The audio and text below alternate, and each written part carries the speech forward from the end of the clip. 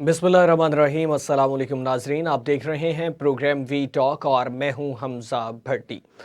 नाज़रीन, KP assembly जो है उसका इजलास ना बुलाने का मामला, उसमें अपोजिशन अरकान ने जो है एहतजाज किया और इसमें जो वज़ीर आला खैबर पख्तूनख्वा अली अमीन गंडापुर साहब हैं उनकी भी स्टेटमेंट सामने आई। उन्होंने दोबारा से वज़ीर आज़म शहबाज शरीफ साहब को फॉर्म 47 का वज़ीर आज़म कह दिया और उन्होंने कहा कि फॉर्म 47 के वज़ीर आज़म हैं, उनसे क्या बात की जा सकती है। लेकिन कुछ दिन कबल वज़ीर आला खैबर पख्तूनख्वा की वज़ीर आज़म शहबाज शरीफ साहब से मुलाकात हुई और मुलाकात में यकीन दहानी करवाई गई थी तमाम तर केपी सूबे के हवाले से कि जो दीगर बकायाजात हैं केपी सूबे के लिए वो दिए जाएंगे और इसमें दोनों जानब से जो है वो अज़्म का इजहार किया गया था। दूसरी जानब जस्टिस शौकत सिद्दीकी साहब जो हैं उनकी बरतरफी का फैसला कलअदम करार दे दिया गया। उसमें सुप्रीम कोर्ट ने बरतरफी जो है उसको गैर कानूनी करार दे दिया है और उसमें जज ने फैज़ हमीद और दीगर पर इल्ज़ाम लगाया। ये अदालत की तरफ से बयान आया। जुडिशल काउंसिल को हल्फिया बयान लेना चाहिए था, इल्ज़ाम साबित करने का मौका देना चाहिए था और जस्टिस शौकत को बहाल नहीं कर सकते। उन्होंने कहा कि जस्टिस शौकत को रिटायर्ड तस्वुर किया जा सकता है। और इसी के साथ साथ जो वज़ीर ख़जाना हैं पाकिस्तान के मोहम्मद औरंगज़ेब साहब, उन्होंने कहा कि पाकिस्तान जो है वो $300 मिलियन के पैंडा बॉन्ड जो हैं उनको जारी करेगा। और दूसरी जानिब IMF की जानिब से जो शराइत हैं उसमें पेट्रोल और डीज़ल वगैरह जो पेट्रोलियम मसनूआत हैं उन पे लेवी बढ़ाने के हवाले से भी कहा जा रहा है और इसमें अवाम के ऊपर मज़ीद बोझ भी जो है वो पड़ता हुआ दिखाई देगा। ये तमाम तो सूरत हाल है। हमारे साथ एक्सपर्ट पैनल हमारा मौजूद है जिसमें रज़ा सैयद साहब हैं और वारिस रज़ा साहब हैं। बहुत शुक्रिया दोनों मेहमानों का। रज़ा साहब आपसे आगाज़ करना चाहूँगा। केपी असम्बली का इजलास ना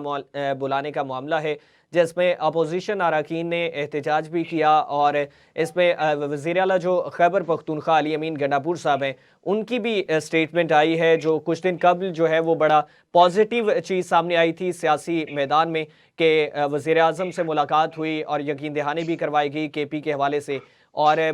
पुरज़्म दिखाई दे रहे थे अली अमीन गंडापुर साहब भी। लेकिन अब दोबारा से उन्होंने फॉर्म 47 का वज़ीर आज़म कह दिया और ये कहा कि उनसे क्या तवक्कुआत लगाई जा सकती है, उनसे क्या मांगा जा सकता है। केपी के वो सूबा है जिसमें आज़ाद अरकान पर मबनी एक ऐसी हुकूमत कायम है जिनको पाकिस्तान तहरीक इंसाफ की हिमायत हासिल है और पाकिस्तान तहरीक इंसाफ के जो बानी हैं वो जेल में हैं और जेल में रोज़ उनकी एक ही कोशिश, काविश और ख्वाहिश होती है कि उनको जेल से रिहाई मिल जाए। अब जेल से रिहाई हासिल ये वो सियासतदान हैं जो तकरीबन 3.5 साल पाकिस्तान के वज़ीर आज़म भी रहे हैं और इससे पहले इनकी ज़िंदगी की वजह शोहरत जो है वो क्रिकेट का खेल है। क्रिकेट के खेल के खिलाड़ी की हैसियत से इनकी पूरी ज़िंदगी जो है वो ग्रो हुई और इनका यानी जो ऑब्जेक्टिव भी होता है, खिलाड़ी का ऑब्जेक्टिव भी होता है कि मैं कुछ भी करूँ, बॉल टेम्पर करूँ, कोका कोला के ढक्कन से गेंद को रगड़ दूँ, किसी भी तरीके से अपने मतलूबा हदफ को हासिल कर लूँ। तो ये बानी हैं सिर्फ पीटीआई के नहीं बल्कि ये बॉल टेम्परिंग के भी बानी हैं। इन्होंने कोका कोला के ढक्कन से क्रिकेट बॉल को की सरफेस को ख़राब करके रिवर्स स्विंग करने की भी इब्तदा की है और दीगर इल्ज़ामात भी हैं जो मैं यहाँ बहरहाल नहीं दोहराना चाहता, लेकिन जो क्रिकेट की बॉल को टेम्पर करने का जो मामला है उसमें ये बहरहाल मुस्तनद नहीं, पूरी दुनिया जानती है कि ये आगाज़ इन्होंने किया था। तो इनका मिजाज है कि किसी भी तरीके से हर जायज़ और नाजायज़ तरीके को ये इस्तेमाल करने के आदी हैं अपने मकासद के हुसूल के लिए। आज बज़ाहिर ऐसा लग रहा है कि केपीके का वज़ीर आला जो है वो इनके हाथ में मौजूद कोका कोला की बोतल का एक ढक्कन है जिससे ये जमहूरियत की बॉल को और पार्लियामान की बॉल को रगड़ के टेम्पर करके उससे रिवर्स स्विंग करवा के और मुल्क में इंतशार को दवाम और फ़रोग़ देने के इरादे से वाज़े तौर पर इरादे से नज़र आते हैं और ऑब्जेक्टिव इनका वही है कि जो इनके ज़ाती टारगेट्स हैं उनका उसूल है, इनको जेल से निकलना है, इनको रियायतें लेनी हैं, इनको मुकदमात में अपने लिए आसानियाँ लेनी हैं, इनको मतलब इनकी एक तवील फहरिस्त है ख्वाहिशात की जो इनको पूरी करनी है और उसके लिए इनके हाथ में एक अदरक आ गया है जो कि केपीके का वज़ीर आला है तो वो एक अदरक का मुहावरा है जो मैं पूरा नहीं अदा करना चाहता, लेकिन आपके नाजरीन सब बाशऊर हैं तो उन्हें पता है कि मैं कौन से अदरक का जिक्र कर रहा हूँ जो किसके हाथ में आ गया था। तो वो अदरक बन गए हैं और अदरक बन के अब वो तमाशा करते रहेंगे। और केपीके के अवाम तो भुगतेंगे ही भुगतेंगे, बल्कि पाकिस्तान के अवाम भी अमूमी तौर पर उस इंतशार को और उस बेयकीनी को का शिकार होते चले जाएंगे कि जिसका पिछले 2 साल से वो शिकार हैं, सिर्फ इसलिए कि उनकी ख्वाहिश के बरक्स उनको पाकिस्तान की तारीख में, पाकिस्तान की पार्लिमानी तारीख में पहली मरतबा अदम एतमाद के ज़रिए महरूम होना पड़ा इक़्तिदार से, जिसको उन्होंने अभी तक ज़हनी तौर पर तस्लीम नहीं किया है। और वो इक़्तिदार में वापसी को अपनी ज़िंदगी का इस वक्त सबसे बड़ा मकसद समझते हैं। तो इक़्तिदार में वापसी के लिए अब जो रास्ते हैं, उनका रास्ता बहुत तवील है। उन्हें जेल से भी बाहर निकलना है और उसके बाद उनको यानी अपनी लाइनें सीधी करनी है उन तमाम जगहों पर के जहाँ सीधी नहीं है उनकी लाइनें। तो ये बड़ा लंबा सफ़र है। अब इस लंबे सफ़र में केपीके की पूरी असम्बली भी इस्तेमाल होगी, केपीके अवाम भी इस्तेमाल होंगे और पाकिस्तान के अवाम भी इस्तेमाल होंगे। तो ये एक वारिस साहब ज़्यादा वाज़ेह अल्फाज में बयान करते हैं इन साहब की शख्सियत को और इनकी ख्वाहिशात को, और इनकी ख्वाहिशात को पूरा करने की, हर कीमत पर पूरा करने की जो आदत है इनकी, उस आदत को वारिस साहब और अच्छे से डिस्क्राइब करते हैं। मेरे पास अल्फाज का चुनाव कम है, लेकिन मैं मुत्तफ़िक़ हूँ इस बात से कि ये साहब जो हैं ये अपनी बोटी के लिए दूसरे का पूरा बकरा ज़िबा करने के लिए हर रोज़ तैयार रहते हैं। जिस इनको एक बोटी चाहिए होती है, उस बोटी के लिए ये किसी का पूरा जिंदा बकरा ज़िबा करने के लिए तैयार हो जाते हैं। तो अभी केपीके का वज़ीर आला जो 2 मरतबा 3 मरतबा इस्लामाबाद में देखा गया और उसने SIFC के इजलास में भी शिरकत की और उन्होंने जनाब वज़ीर आज़म साहब से भी मुलाकात की और फोटो सेशन भी हो गए और खैर सगाली भी हो गई और एक वर्किंग रिलेशनशिप बन जाने का इंडिया भी आ गया। और एक हमें सबको, पाकिस्तान के अवाम को इत्मीनान हो गया कि चले जी, बेशक अलग अलग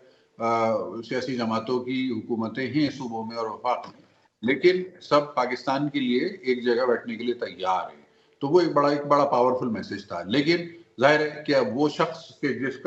जिसको ये लगा होगा कि अगर ये इकट्ठे होकर बैठ गए तो मुझे कौन रिहा करवाएगा जेल से और मेरे मसाइल कैसे हल होंगे, मेरे ज़ाती ख्वाहिशात कैसे पूरी होंगी, तो वहाँ से उन्होंने यकीनन इनको अदरक जो है वो रगड़ दिया थोड़ा सा, सॉरी वो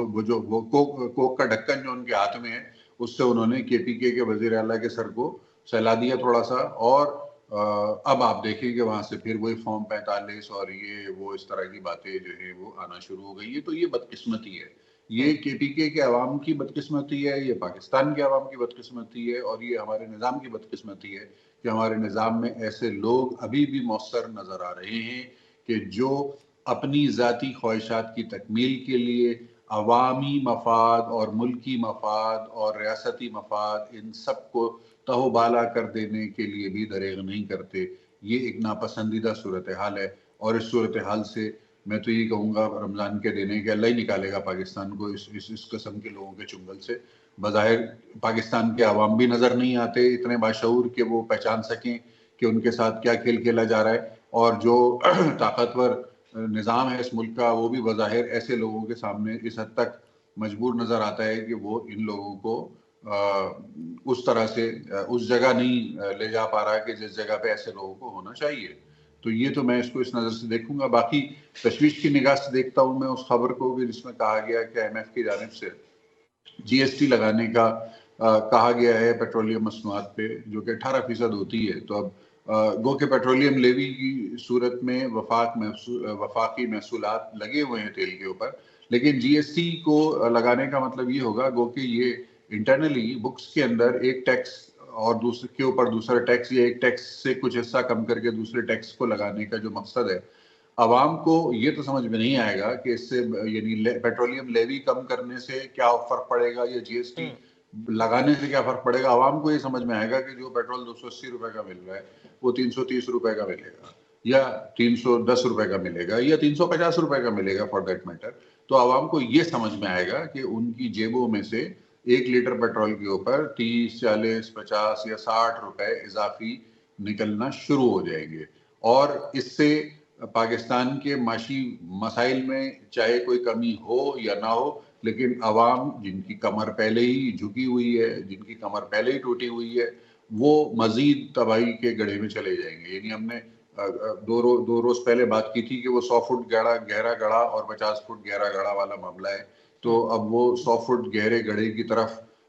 बात जा रही है। हुकूमत उसको 50 फुट पे लाना चाहती है, लेकिन बीच में ट्रेड ऑफ जो है वो कोई 70-75 फुट के गड्ढे पे होता हुआ नजर आता है मुझे, अगर ये 18% GST इन्होंने लगा दिया, और मुझे लगता है कि लग जाएगा जिस तरह से खबर चली है और जिस तरह का इस वक्त इरादे नजर आते हैं हम सबके, तो उनसे यही महसूस होता है मुझे कि ये 18% जो पेट्रोलियम 18% जो GST लगाने की बात है ये पूरी हो जाएगी, और आवाम को बर वक्त जो है वो बता दिया गया है कि वो तैयार हो जाए कि आपके पेट्रोल में 30, 40, 50 रुपए की कीमत का मजीद इजाफा फौरी तौर पर होता हुआ नजर आ रहा है। मैं इस तरह से देख रहा हूँ। लेकिन जो KPK के वजीर आला का बयान है वो मुझे अफसोस हुआ कि वो कठपुतली बने हुए हैं एक जेल में बंद मुजरिम के, कि जो जब चाहता है उनकी चाबी भर देता है उनके अंदर, और वो फिर उस तरह से तमाशा करना शुरू कर देते हैं कि जिससे सबकी तवज्जो उनकी तरफ चली जाए। KPK एक सूबा है इस मुल्क का, एक सूबे की असेंबली, एक सूबे का वजीर आला अगर डिसफंक्शनल होंगे तो उससे क्या मैसेज जाएगा। ऑल्दो कि KPK, अफसोस के साथ मुझे कहना पड़ता है कि KPK का पाकिस्तान की मईशत में कोई खातिर खा कंट्रीब्यूशन है नहीं। यानी KPK जो है वो जितना वहां से महसूलात आते हैं उससे कई गुना ज्यादा वो पाकिस्तान से वफाक से पैसे लेता है। तो KPK कोई कमाऊ पूत नहीं है पाकिस्तान का। KPK से आपकी कोई आमदनी नहीं हो रही है ऐसी कि जिसके ऊपर आप कहें कि हाँ ये पाकिस्तान के वफाक को कमा के दे रहा है, ऐसा नहीं है। KPK एक लायबिलिटी है, फाइनेंशियल लायबिलिटी के तौर पे चल रहा है। क्यों? बैड गवर्नेंस की वजह से। पिछले तीन लगातार जो असेंबली है वो PTI ने वहां से विन की है, और PTI की करप्शन के किस्से जो है वो ज़बान ज़द-ए-आम है। जो लोग KPK में रहते हैं वो इजी लोड से लेके और पेशावर BRT तक जो करप्शन के वाकयात हैं उनको भूले नहीं है, उनको याद है वो, लेकिन उनकी जबान पे नहीं आ सकते क्योंकि वहाँ का सिस्टम जो है वो मुतशद्दिद है। वहाँ का जो निज़ाम है, KPK का जो कबायली निज़ाम है वो इस तरह से है कि वहाँ जो कबायली बड़े हैं वो जिस तरफ अपना कर लेते हैं, रुख कर लेते हैं सियासी तौर पर चलने का, उसको फिर नीचे जो उनके अवाम है वो महकूम है, उनके नीचे वो अपनी मर्जी से वोट नहीं दे सकते। तो वो कबायली माशरा है, वहाँ पर गलत लोगों के हाथ में अवाम की तकदीर के फैसले हैं, जिसकी वजह से वहाँ की हुकूमत इतनी बदहाल है कि पाकिस्तान का इस वक्त शायद सबसे ज़्यादा फाइनेंशियली मकरूज और सबसे ज़्यादा फाइनेंशियली मिसमैनेज जो सूबा है वो KPK है। अब उसको अगर वो माशी तौर, अगर उसको सियासी तौर पर भी डिस्टेबलाइज करने पे तुले हुए हैं अडियाला के कैदी, तो ये बदकिस्मती के अलावा कुछ नहीं है पाकिस्तान के अवाम के लिए। ठीक है। वारिस रज़ा साहब, आप इन तमाम तर मामलात को किस नुक्ता नज़र से देखते हैं? क्या तज्जिया होगा आपका, क्या ख्यालात होंगे इस हवाले से? KP असम्बली का इजलास ना बुलाना और इस पे वज़ीर आला खैबर पख्तूनख्वा अली अमीन गन्नापुर साहब का दोबारा से बयान जो है वो फॉर्म 47 का वज़ीर आज़म शहबाज शरीफ को कहना। देखिए, आज मेरी इत्तला ये है कि 3 बजे इजलास जो है गवर्नर ने बुला लिया है। अब मुझे नहीं पता कि उस 3 बजे इजलास बुलाने के बाद वो इजलास हो सका है या नहीं हो सका, इसकी जो है ना कंफर्मेशन मेरे पास नहीं है, लेकिन गवर्नर ने इजलास बुला लिया है। एक बात। दूसरी बात ये है कि आप गालिबन हमजा साहब, आप और रजा साहब, आप दोनों वो बलूचिस्तान की निगरा जो तर्जमान थे अचकजई साहब, गालिबन उनसे जरूर वाकिफ होंगे। अभी थोड़े दिनों पहले ही वो शायद, जाहिर है कि अब तो नहीं रहे वो निगरान तर्जुमान, लेकिन उनका एक ट्वीट आया है। वो ट्वीट जो है ना बहुत अहम है और इसी KPK के तनाजुर में ट्वीट है, और उसमें उन्होंने नक्शा भी दिया है, यानी बलूचिस्तान की आज़ादी का और KPK की आज़ादी का। तो बात यह है कि, और बहुत खतरनाक ट्वीट है वो, मैं आपको यानी कर दूंगा, मेल कर दूंगा। तो बात यह है कि उस ट्वीट में उन्होंने ये इजहार किया है कि जनाब इस तरीके से जो है ना ये बलूचिस्तान और ख़ासतौर से KPK में जो ना यानी बाकायदा मनसूबा बंदी के तहत हमले कराए जाएंगे, और उस हमले कराने के नतीजे में जो है वो ये एक तासुर दिया जाएगा कि KPK भी बलूचिस्तान की तरह डिस्टेबलाइज है, उसको उसके जमहूरी और सियासी हुकूक नहीं दिए जा रहे। ये है आपके कैदी नंबर 804 की प्लानिंग। अब ये पाकिस्तान के मफाद की प्लानिंग है या पाकिस्तान के खिलाफ प्लानिंग है, जाहिर है कि इसका फैसला मैं और आप नहीं कर सकते, ये नाज़रीन करेंगे। और वो अवाम जो कि अकीदा परस्त बन चुकी है, अगर उस अवाम में कहीं शऊर आ जाए तो शायद कि वो कर ले। लेकिन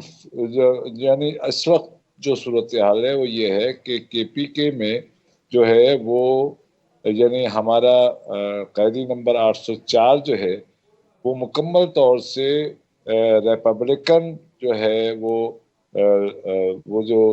दिफाई लॉर्ड है, जिसको एमिनेशन फैक्ट्रीज के लॉर्ड्स कहा जाता है, उनके इशारों पर पाकिस्तान को डीस्टेबलाइज करने की पूरी पूरी कोशिशों में लगा हुआ है। और उस कोशिश के नतीजे में कठपुतली तमाशे का एक किरदार जो है ना वो केपीके के वजीर आला ये यानी जो भी साहब हैं, ये गंडापुर साहब, वो अली अमीन गंडापुर साहब, वो उस किरदार को बखूबी निभाने का जो है ना वो कोशिश तो कर रहे हैं। अब वो ये कि निभा पाएंगे या नहीं निभा पाएंगे, अभी तक तो ये सूरत हाल है कि वो कभी इधर और कभी उधर, कभी लुढ़कते रहते हैं। तो बकौल फैसल करीम कुंडी के यानी एक मर्तबा जाके वजीर आजम के तरले करते हैं तो बाहर निकलते हैं तो जो है ना वो बहादुर बन जाते हैं और लोगों को तासुर ये देते हैं कि हम जो है वो बिल्कुल जो है ना इनसे कोई कंप्रोमाइज नहीं करेंगे, 47 का 45 का और इस किस्म का जुमलेबाजी करते हैं। तो मैं इसको जो है ना वो रजा साहब ने बहुत ब्रीफली इसको बयान कर दिया, तो मैं इसके दूसरे पहलू को ज़्यादा अहम समझता हूँ कि जो कि अफगान वार बार बार मैं तसलसल के साथ, शायद हमजा आपको याद होगा कि मैं बार बार तसलसल के साथ अफगान वार सेकंड का जिक्र कर रहा हूँ, मुसलसल कर रहा हूँ आपके प्रोग्राम में। और ये मुझे अफगान वार सेकंड का एक ऐसा एपिसोड जो कि इमरान खान के तहत, इमरान खान अब इसमें अपने आप को पाकिस्तान का मुहिब गर्दानते हैं या मनवाते हैं या पाकिस्तान के मुखालिफ मनवाते हैं, ये जाहिर है कि फैसला आने वाला वक्त करेगा। लेकिन मैं ये समझता हूँ कि वो अफगान वार का और अफगान वार के सिलसिले में जो गेटवे है हमारा एशिया का, उसको रोकने का एक शास्त्राना है। चूंकि ये तालिबान असल में ये इमरान खान जो है ना बुनियादी तौर से तालिबान जहन के माइंडसेट के आदमी है, क्योंकि इनकी तरबियत भी जनरल हमीद गुल ने की। और ये कोई ढकी छुपी बात नहीं कर रहा हूँ मैं कोई इंकशाफ नहीं कर रहा हूँ, ये तमाम अफराद को मालूम है कि इनकी तरबियत जो है जनरल गुल हमीद के तहत हुई, जो कि अपने आप को बहुत फखरिया तौर से कहते थे कि मैंने तालिबान बनाए हैं जो कि अमेरिका को टफ टाइम देते रहेंगे। तो जाहिर है कि उनकी तरबियत पाने वाला फर्द न वो जमहूरी हो सकता है, न वो सियासी हो सकता है, और न ही वो कोई भी एक इंटेलेक्ट लेवल उसका कोई हो सकता है। वो तालिबान, वो ठीक है कि उनके दाढ़ी नहीं है, लेकिन उनके शायद के पेट में बहुत बड़ी दाढ़ी हो और उनके ख्यालात जो है ना दाढ़ी वालों से ज्यादा मुतशद्दिद है, जो कि आपको उनके बयानात में, उनकी हरकत और सकरात में नजर आते हैं। तो यकीनन रजा साहब की बात ठीक है कि वो अपने आज़ादी के लिए या अपने आप को इक़्तिदार में दोबारा देखने के लिए किसी भी कीमत को किसी भी कीमत पर मुल्क को दाव पर लगाने के लिए बिल्कुल तैयार बैठेंगे। और उनको इससे कोई मतलब नहीं है कि मुल्क कहाँ जाएगा, अवाम कहाँ जाएंगे, अवाम के साथ इक़्तिसादी जो सूरत हाल है उसका क्या होगा, उसके तदारुक के लिए क्या किया जाना चाहिए, क्या नहीं किया जाना चाहिए, अवाम के ऊपर जो महंगाई का तूफान आने वाला है उसको किस तरीके से जो मिलकर जो है ना उसका मुकाबला किया जाना चाहिए, ये उनके मकासद ही नहीं है। अवाम, जमहूरियत और सियासत उनका मकसद नहीं है। उनका मकसद है इंतशार और सिर्फ इंतशार, और किसी न किसी तरीके से रिपब्लिकन दिफाई लॉर्ड्स के इशारों पर अफगानिस्तान को उनका एक ख्वाब दिखाया जा रहा है कि अफगानिस्तान गेटवे को जो है ना जब तक डिस्टर्ब नहीं करेंगे, आप जो है ना किसी तरह से इस मुल्क पर जो है वो इख्तिदार हासिल नहीं कर सकेंगे। तो अब ये गवर्नमेंट का भी इम्तहान है, हमारे पॉलिसी साजों का भी इम्तहान है, और साथ साथ हमारे इस्टेब्लिशमेंट जिसने के हम पर ये आसेब नाजिल किया था उसका भी इम्तहान है कि वो किस तरीके से इन आसेब ज़दा लोगों से जो है ना निपटे, और उनके कठपुतली तमाशे का किरदार जो है ना अली अमीन गंडापुर को किस तरीके से वो हैंडल करते। अच्छा, वारिस साहब, इसमें जो आईएमएफ के हवाले से जिस तरह से रजा साहब ने बात की, जीएसटी पेट्रोल पर जो है वो बढ़ाने का मुतालबा किया जा रहा है, इस हवाले से क्या कहेंगे आप? थी अहम खबर है जो कि शायद कि मैं बहुत वाज़ेह तौर से तो आपको न दे पाऊं, लेकिन मैं इशारे के नायों में ज़रूर आपको बता देता हूँ। और वो खबर ये है कि जो अभी आईएमएफ का वफ्द आया था उसने बाकायदा ऑडिट की रिपोर्ट मांगी है कि आपके दिफाई अखराजात जो है वो किस किस मद में जाते हैं और क्यों क्यों जाते हैं, और किन किन यानी पूरे अफराद की लिस्ट मांगी गई है। तो ये जो है ये एक दूसरा रुख दिखाया जा रहा है, यानी एक दूसरा रुख है इसका, यानी आईएमएफ के जो दबाव का एक दूसरा रुख है। अब इस रुख से जो है ना वो इदारे जो कि अभी तक जो है ना गैर महसूसाती तरीके बल्कि महसूसाती तरीके से हर चीज से बालातर हैं,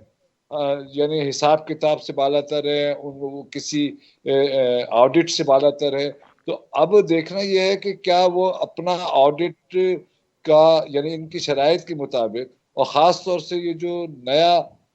4 साल का जो एग्रीमेंट करने जा रहे हैं उसमें बतौर ख़ास वो ये चाहते हैं कि ये तमाम के तमाम हमारे पास डिटेल्स होनी चाहिए, उसके बाद हम सोचेंगे कि आपको किस तरीके से जो है ना वो आईएमएफ का वो दिया जाए। और 60% लेवी का जहाँ तक ताल्लुक है ये बहुत खतरनाक बात है, और इससे जो तूफाई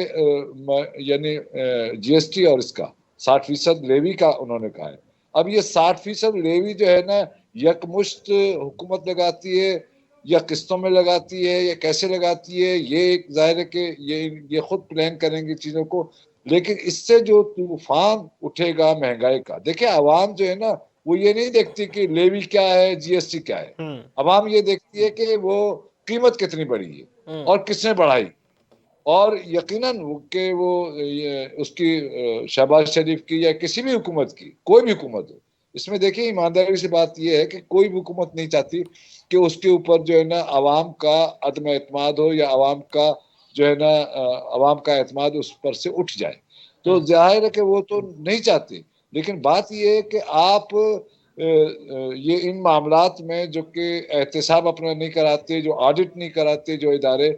उनका जो बर्डन आपकी मैशियत पर पड़ा है वो मैशियत अब इस काबिल ही नहीं रही है, इतनी मुजमैल हाल में है कि उसको जो है ना किस तरीके से खड़ा किया जाए। और इसका आपको एक शाखसाना देखिए, मैं एक मिसाल से देना चाहता हूँ, और वो मिसाल जो है ना वो सुप्रीम कोर्ट की है। आपको याद है कि परसों सुप्रीम कोर्ट में वाज़े तौर से चीफ जस्टिस ने एक जुमला कहा कि ये आप शहीदों का लहू बेचकर जो है ना वो एग्रीकल्चर जमीन को कैसे प्लाटों में तकसीम कर सकते हैं और किस कानून के तहत आप ये काम कर रहे हैं। तो ये आहिस्ता आहिस्ता अवाम में एक मोमेंटम जो बन रहा है, इस मोमेंटम से वो ताकतवर इदारे अपने आप को कैसे बरीज़िम्मा करते हैं और किस तरीके से अपने आप को ऑडिट के लिए या अवाम के सामने एहतसाब के लिए पेश करते हैं। असल में आईएमएफ आवाम से ज्यादा उनका बहुत बड़ा इम्तहान है, जो कि मुस्तकबिल में हमें बताएगा कि वो इम्तहान में नाकाम हुए या अपनी जगह पर जिसको कहना चाहिए जिद करके खड़े हुए। ठीक है, यहाँ पे एक ब्रेक लेते हैं, ब्रेक के बाद वापस आते हैं तो बात करेंगे कि साइफर के हवाले से अली मोहम्मद खान साहब ने बात की, और इसमें आम इंतखाबात के हवाले से जो है वो एक ट्राइब्यूनल को पटिशन भी दायर कर दी गई है आम इंतखाबात में धांधली के हवाले से, और पीटीआई ने जो वफादारियाँ तब्दील करने वाले हैं उनके खिलाफ रेफरेंस दायर करने का भी फैसला किया गया है। ब्रेक के बाद वापस आते हैं, एक्सपर्ट पैनल हमारे साथ मौजूद है, हमारे साथ ही रहिए।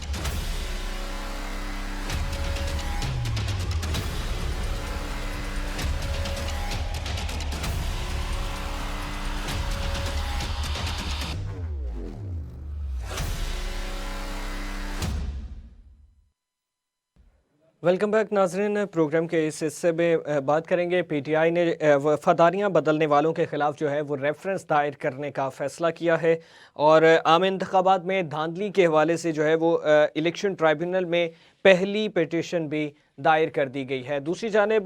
पाकिस्तान तहरीक इंसाफ के रहनुमा अली मोहम्मद खान साहब, उन्होंने साइफर के हवाले से बात की जिस पे मलिक अहमद खान और दीगर सियासी जमातों के रहनुमाओं की जानिब से कहा जा रहा था कि साइफर को इस्तेमाल करके तहरीक इंसाफ ने जो है वो ड्रामा रचाया और इस तरह के मामला जो हैं वो सारे जो हैं वो बनाए गए। और उस पर अली मोहम्मद खान साहब ने कहा कि अगर साइफर सच नहीं था, हकीकत पर मबनी नहीं था, तो फिर जो सफ़ीर था अमेरिका का उसको बुला के डीमार्श क्यों किया गया। एक्सपर्ट पैनल हमारे साथ मौजूद है। रज़ा सैयद साहब हैं, वारिस रज़ा साहब और सफ़ीना खान साहब। रज़ा साहब आपकी जानिब बढ़ूँगा। पीटीआई की जानिब से वफादारियां बदलने वालों के खिलाफ जो है वो रेफरेंस दायर करने का फैसला किया गया है। कैसे देखते हैं इस फैसले को, किस तरह से इसको जो है वो पाकिस्तान तहरीक इंसाफ लेके आगे चलेगी?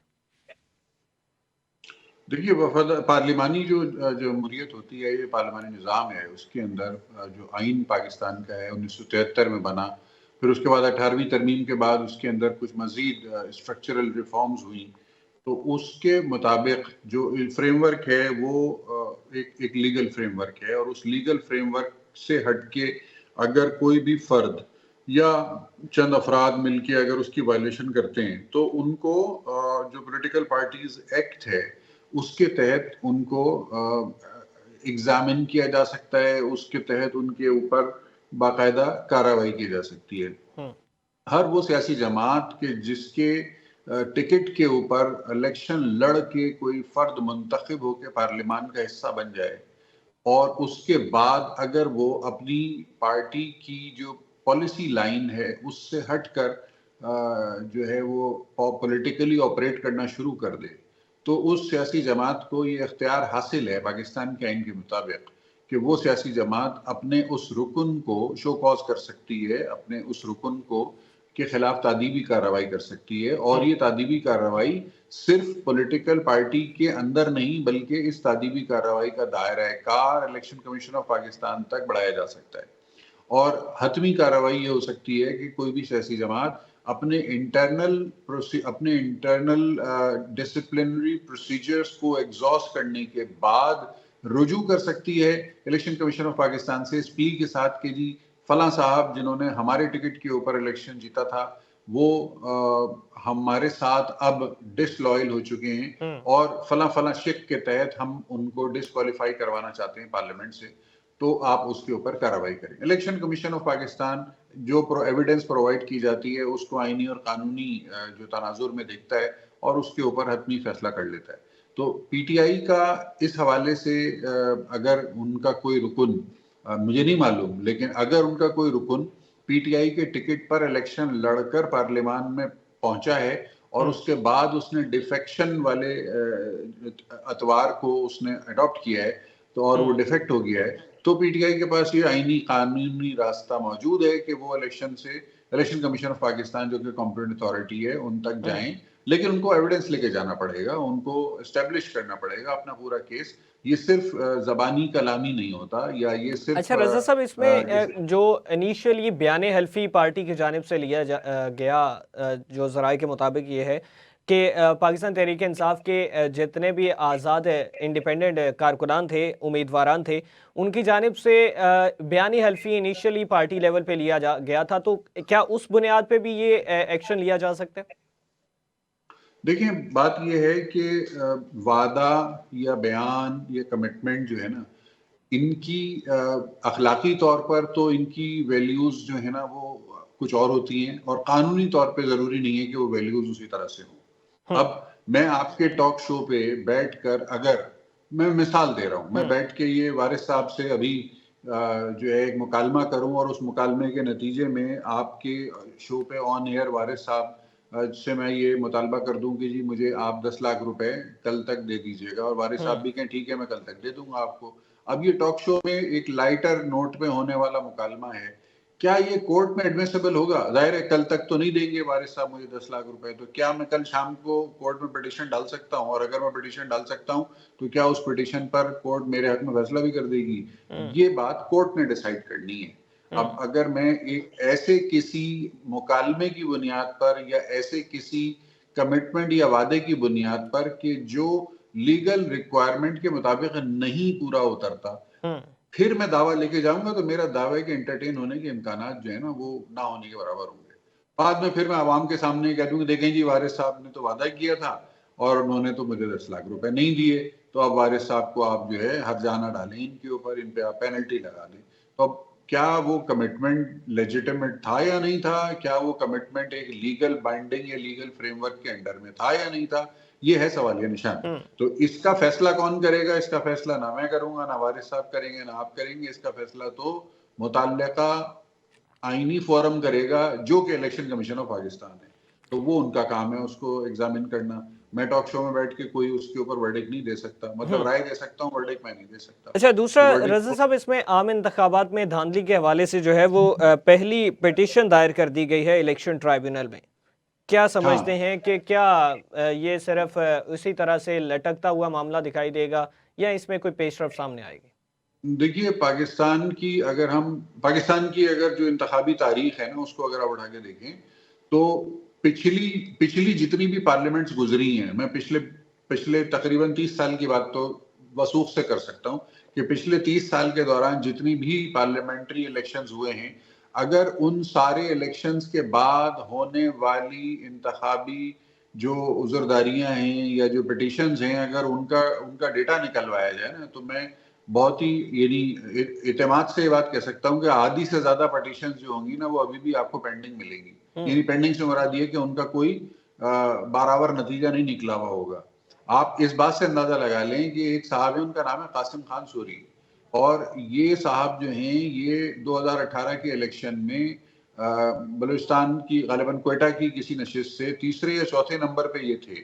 जो आजाद इंडिपेंडेंट जराये की जो मालूमात है उसकी बुनियाद पे मैं बात कर रहा हूँ। तो ये तीसरे चौथे नंबर के उम्मीदवार थे। किसी बंदोबस्त के तहत इनको वहां से डिक्लेयर करवा दिया गया विनर,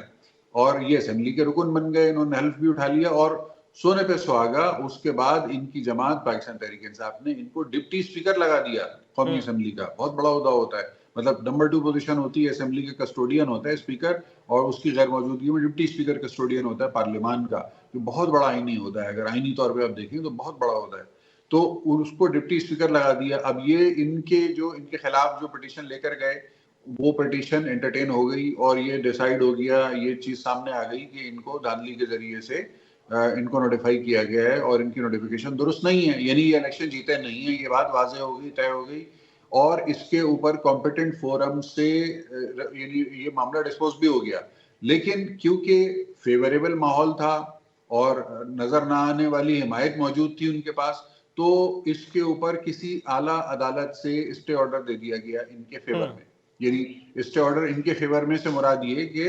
इनकी जो जाली विक्ट्री थी उस विक्ट्री के खिलाफ आने वाले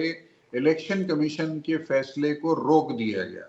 और स्टेटस को मेंटेन कर दिया गया, और उस स्टेटस को का खामियाजा पाकिस्तान के अवाम और पार्लियामान ने इस तरह से भुगता कि यही वो शख्स था कि जिसने तहरीक अदम एतमाद को गैर आईनी तरीके से निपटाते हुए उसको वो किया था, यानी रोलिंग दे दी थी। हाँ, रूलिंग दे दी थी और तहरीक अदम एतमाद को इस तरह से निपटा दिया था कि जिस तरह से निपटाने का आइन और कानून में कोई प्रोविजन है ही नहीं।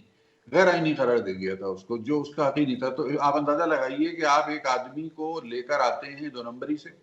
और फिर उस आदमी को ग्रूम करते हैं, उसको पालते हैं, उसकी परवरिश करते हैं, और किस दिन के लिए करते हैं? उस दिन के लिए करते हैं कि जब आपको कोई बहुत बड़ा गैर आईनी काम करवाना होता है। तो आइन के ऊपर जब कोई डकैती पढ़वानी होती है आपको, तो आप ऐसे ही आदमी से पढ़वाते हैं कि जो खुद इंतहाई मशकूक तरीके से और इंतहाई 2 नंबर और गैर आईनी और गैर कानूनी तरीके से उस सीट के ऊपर लाके बैठाया गया होता है। वो पहले दिन से उसको ये ज़हनी तौर पे तैयार रखते हैं आप कि भाई आपसे तो हम बड़ा काम लेंगे, आपको हम बड़ा कांड करके लेकर आए ऊपर, और अब हम आपसे काम भी बड़ा ही लेंगे। तो कासिम खान सूरी से बड़ा काम लेना था, सो ले लिया उन्होंने। अब कहाँ है कासिम खान सूरी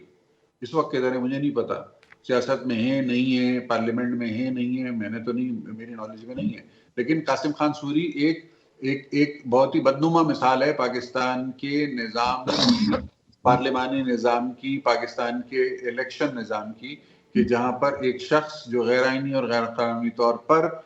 मुंतखब करार दे दिया गया था, उसने पूरी की पूरी पार्लियामेंट को बेइज्जत करके रख दिया था, यानी मुल्क के भी सामने और दुनिया के सामने भी। तो इसलिए मैं इस बारे में स्केप्टिकल ही रहूंगा और मुझे कोई इसके ऊपर वो नहीं है कि हाँ ठीक है, हक है आपका, हर आदमी का हक है, चले जाइए पिटीशन कर दीजिए, लेकिन पिटीशन करने का ऐसा कोई मतलब मुझे नजर नहीं आता दूर दूर तक कि जिससे कोई मेजें उलट जाएंगी या कोई आसमान गिर जाएगा या गेम पलट जाएगी या असेंबली की नंबर गेम चेंज हो जाएगी। ऐसा कुछ भी नहीं होगा, ऐसा कुछ भी नहीं होगा। वारिस साहब आपका क्या नुक्ता नज़र होगा? पहले तो ये कि पाकिस्तान तहरीक इंसाफ ने वफादारियां बदलने वाले जो हैं उनके खिलाफ रेफरेंस दायर करने का फैसला किया, और दूसरा जो आम इंतखाबात में धांधली के हवाले से पिटीशन दायर की गई इलेक्शन ट्राइब्यूनल में, क्या नुक्ता नज़र होगा दोनों पॉइंट्स के हवाले से आपका? देखिए हमजा, इसमें मैं तो नहीं समझता कि पीटीआई का, एक तो सबसे पहली बात है कि पीटीआई के जितने भी अरकान मुंतखब हुए हैं वो आज़ाद अरकान की हैसियत से, और आज़ाद अरकान की हैसियत से, आज़ाद अरकान की जब हैसियत में थे वो, तो एक से दो अफराद, शायद गालिबन एक लाहौर के एमएनए थे और एक कहीं और के एमएनए थे, तो उन्होंने यकीनन मुस्लिम लीग नून जो है ना ज्वाइन की थी, ठीक है। लेकिन कानूनी तौर से जो है ना, असल में जब आप किसी पार्टी के मेंबर नहीं होते और आज़ाद हैसियत में होते, तो आपको 2 से 3 दिन के अंदर अंदर ये आईनी जिम्मेदारी है, यानी ये आईनी ऑब्लिगेशन है, आईनी पाबंदी है कि आप 3 रोज के अंदर अंदर आज़ाद हैसियत को ख़त्म करके किसी पॉलिटिकल पार्टी में शमूलियत इख्तियार करें। ये आईनी ज़रूरत है। तो उस ज़रूरत के तहत 1, 2, 4 एमएनए तो शायद इनकी यानी सुन्नी इत्तेहाद काउंसिल से इत्तेहाद के बाद या एज एन पार्टी कहलाने के से पहले वो हो गए थे। तो उसके बाद जब सुन्नी इत्तेहाद काउंसिल के पार्टी की हैसियत से इनके एमएनए इस वक्त सूबाई असम्बलियों में या कौमी असम्बली में बैठे हैं, तो मुझे तो याद नहीं पड़ता कि कोई किसी भी एमएनए या एमपीए ने खास तौर से जो पीटीआई की हिमायत से जीता है उसने कोई जो है वो वफादारी तब्दील की है। मेरे ख्याल में तो किसी ने वफादारी तब्दील नहीं। तो लिहाजा मैं ये समझता हूँ कि ये जो कोशिशें पीटीआई कर रही है ये असल में कोई कोशिशें नहीं, ये आवाम को इंगेज रखने का और अपने अकीदा परस्त जो कारकुनान है और अकीदे में खोए हुए और इमरान खान की मोहब्बत में पड़े हुए कारकुनान को तिफले तसल्ली देने का एक तरीक़ाकार है कि हम ये भी कर रहे हैं, हम ये भी कर रहे हैं, हम ये भी कर रहे हैं, चूंकि करना कराना इन्होंने कुछ नहीं है। ना इन्होंने 3.5 बरस अपनी हुकूमत में किया, ना तीसरी असेंबली है ये केपीके की, तीसरी असेंबली में भी कुछ नहीं किया। केपीके कहाँ खड़ा हुआ है, कहाँ नहीं खड़ा हुआ, इक्तिसादी तौर से, समाजी तौर से, सियासी तौर से, ये मुझसे और रजा साहब से बेहतर आप भी किसी हद तक जानते हैं कि केपीके की क्या सूरत हाल है सियासी नजर, जमहूरी या एडमिनिस्ट्रेटिव तौर से या इंतजामी तौर से। तो बात यह है कि ये लोगों को, अपने अकीदा परस्त कारकुनान को और अपने चाहने वालों को जो है ना इंगेज रखने का एक बेहतरीन और पुरफरेब किस्म का एक तरीक़ेकार है, जो कि ये कानून और ये इलेक्शन के अपने मेंबरान के खिलाफ और वो उस किस्म की हरकतें करें। अच्छा, आपने एक बात बहुत अहम कही थी, मैं उस जानिब जरा इशारा करता। आपने ये कहा कि वो अफराद जो कि इलेक्शन से पहले जिन्होंने ओथ लिया था या पार्टी के जरिए उन्होंने एक हल्फ लिया था, तो कानूनी तौर से उस हल्फ की कोई जो है ना हैसियत नहीं है, बल्कि ये मैं आपको बहुत अहम बात बता दूं कि उस हल्फ के खिलाफ सियासी पार्टियां में ऐसे इस किस्म के हल्फ के खिलाफ कानूनी इक़दाम किए जा सकते हैं। आईनी तौर से इस बात का मजाज है इलेक्शन कमीशन कि आप लोगों को डरा धमका कर और लोगों को जो है प्रेशर में लाकर और हल्फनामा दाखिल करवाते हैं, गोया के ब्लैकमेल करते हैं लोग। तो ऐसा ना हो कि उल्टी इनके ऊपर ये उस्ताद पड़ जाए और इनके लेने के देने पड़ जाए। तो मैं ये समझता हूँ कि जिसने भी इनको ये मशवरा दिया है कम से कम वो इनका सजन तो नहीं है, लेकिन उस सजन के साथ साथ जो कैदी नंबर 804 बैठे हुए हैं वो बहुत बड़े बुकरात हैं, लिहाजा वो ज्यादा बुकरातियां झाड़ते हुए वो समझते हैं कि ये इस तरीके से असल में अवाम को इंगेज रखना है, अपने अकीदा परस्तों को इंगेज रखना है। तो उनको इंगेज रखने के लिए इस किस्म के किसी के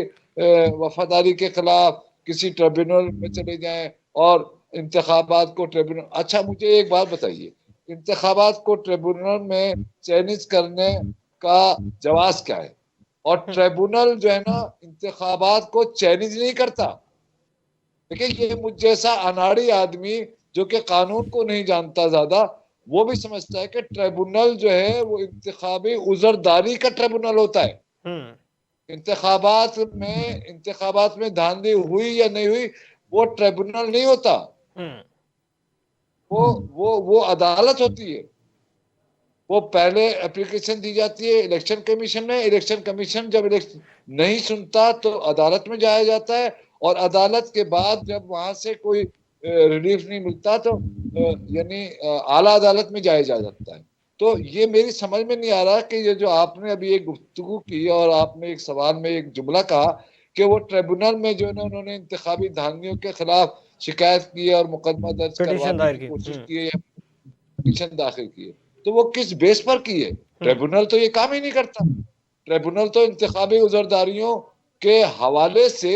जो वहां पेचीदगियां आई हैं या जो वहां शिकायत आप करना चाहते हैं या शिकायत दर्ज कराना चाहते हैं उनके हवाले से ट्रिब्यूनल बनते हैं। बाकी ये कि एज ए होल इलेक्शन के बारे में ट्रिब्यूनल फैसला करने का मेरा ख्याल है कि मजाज नहीं है। ठीक है, बहुत शुक्रिया वारिस रज़ा साहब, रज़ा सैयद साहब, सफीना खान साहब, एक्सपर्ट पैनल हमारे साथ मौजूद था। ये तमाम सूरत हाल है जिसमें पाकिस्तान तहरीक इंसाफ जो है वो वफादारियाँ बदलने वालों के खिलाफ रेफरेंस दायर करने जा रही है, लेकिन उसमें एनालिस्ट के मुताबिक उसमें पार्टी की तरफ से पार्टी टिकट पे इलेक्शन लड़ना ज़रूरी होता है, और इस बेस पे अगर वो किसी और पार्टी में जाके शमूलियत इख्तियार करते हैं तो फिर पार्टी उनके अगेंस्ट रेफरेंस दायर कर सकती है और कानूनन उस चीज़ पे जो है वो रेफरेंस दायर किया जा सकता है। लेकिन अब चूँकि आज़ाद हैसियत से इंतखाबात लड़े और इसमें